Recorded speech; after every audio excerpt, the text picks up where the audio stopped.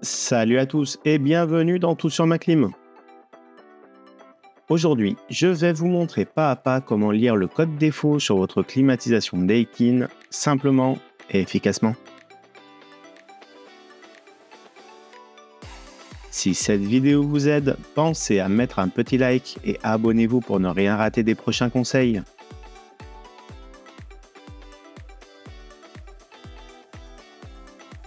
Dans ce tutoriel, vous aurez bien sûr besoin de votre télécommande totalement fonctionnelle.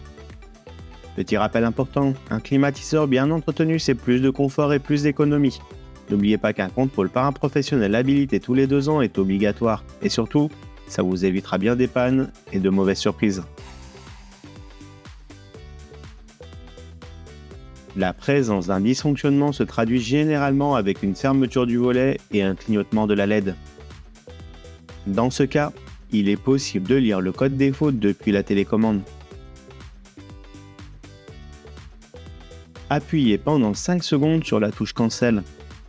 00 apparaît alors à l'écran. Faites ensuite défiler les codes défauts par appui court sur cette même touche. Tendez l'oreille à chaque appui sur le bouton. Idéalement, faites défiler tous les codes défauts, car une panne peut en cacher une autre.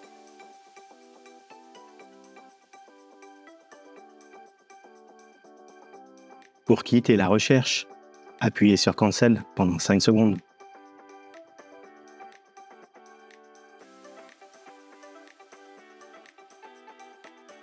Un bip court signifie que le code affiché n'est pas présent sur l'installation.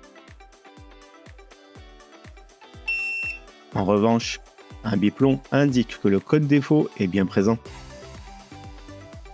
Dans mon exemple, le code défaut est U0 puisque le bip long s'est produit lorsque U0 est apparu à l'écran.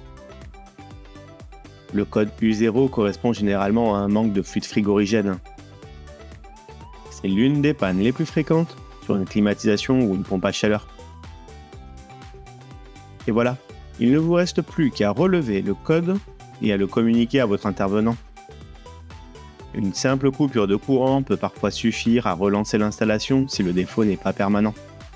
Mission accomplie, la lecture d'un code défaut n'a plus de secret pour vous. Et n'oubliez pas de vous abonner. À très bientôt.